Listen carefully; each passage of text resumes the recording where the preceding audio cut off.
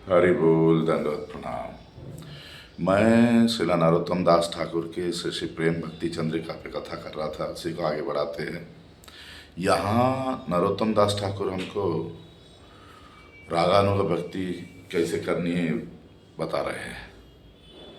वृंदावने दुई जन चतुर्दिखे सखी गण समय समय बुझिबो रस सुखे सखीर इंगिते होबे चामर ढुलावो कबे तांबुल जोगावो चांद मुखे। हम जिनकी सेवा करना चाहते हैं वे श्री श्री राधा कृष्ण वृंदावन में रहते हैं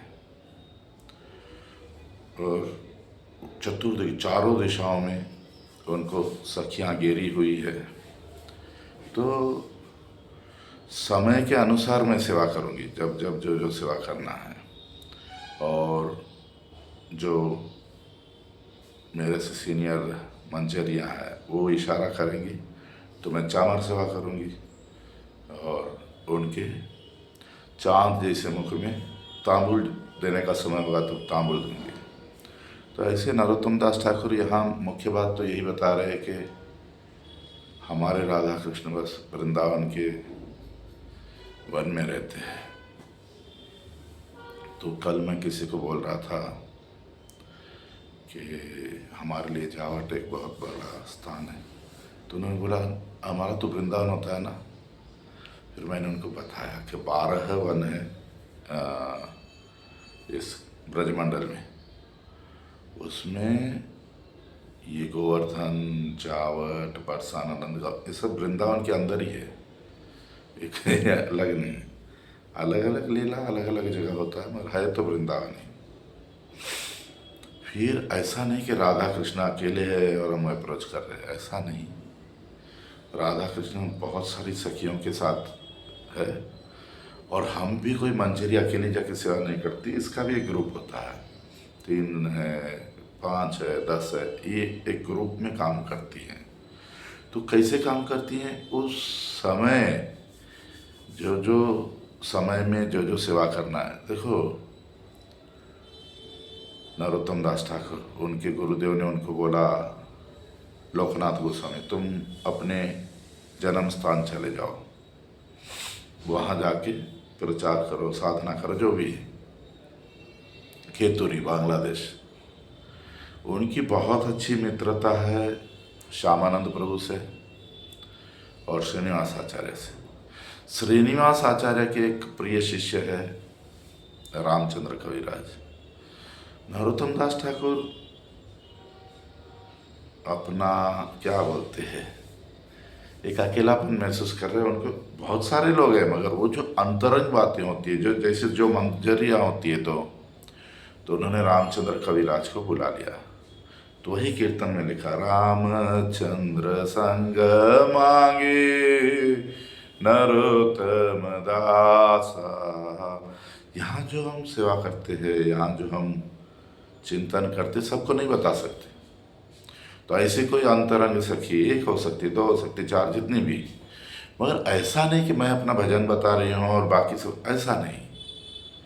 किसी भी तरह का हम जो भी हम 2 है, 4 है, 10 है, हम में किसी भी तरह का कपट नहीं होगा, किसी भी तरह की ईर्ष्या नहीं होगी। हम सदैव एक दूसरे की सेवा करना चाहते, तब तो वहाँ जाके सेवा करेंगे। यहाँ 6 महीने का दोस्ती फिर दुश्मनी, ऐसा तो नहीं होगा। तो समय कब कब क्या क्या सेवा करना है वो पता होना चाहिए। और कैसे होगा फिर बता रहे हैं कि जब वो सीनियर जैसे रूप मंजिल, रति मंजिल, वो लोग इशारा करेंगी तब मैं चामर सेवा करना, चामर सेवा करूँगी, तांबुल देना है, तांबुल दूंगी। समझना पड़ेगा कब क्या करना है, वो भाव होने चाहिए। तो यहीं से ये सब चिंतन करना। तो कृष्ण ही पुरुष है वहाँ। तो श्रृंगार रसराज मूर्ति कृष्ण और महाभाव में है श्रीमती राधा रानी। इन जुगल जोड़ी की सेवा करनी है। तो बहुत से प्रार्थना में नरोत्तम दास ठाकुर लिखते हैं वृंदावन के बारे में, वृंदावन रम्य स्थान दिव्य चिंतामणि धाम रतन मंदिर मनोहर। तो वृंदावन कितना, हमें वृंदावन का जब चिंतन करना है कोई साधारण स्थान नहीं सोचना चाहिए। वहाँ दिव्य चिंतामणि, हम जो चिंतन करेंगे यहाँ से ऐसी ऐसी लीला वो वहाँ वैसा ही होता है। हमें सपना आता है तो वहाँ वो सपना सही में वैसा होता है, भाई तो यहाँ जैसा नहीं, क्या बोलूँ।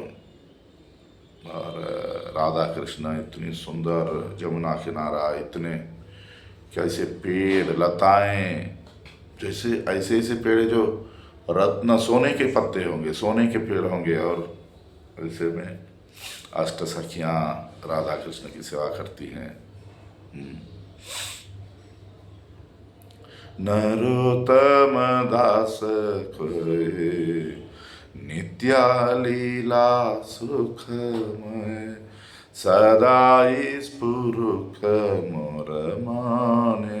नरोत्तम दास ठाकुर इस कीर्तन में कहते हैं कि नित्य लीला कितना सुखमय है और सदैव मेरे स्मरण में मन में रहे। तो हमें उस स्टेज पे जाना है कि वहाँ राधा कृष्ण लीला कर रहे हैं, हम इन सखियों के साथ अपनी मंजरी के ग्रुप के साथ वहाँ हम सेवा करेंगे। ये भाव आने चाहिए।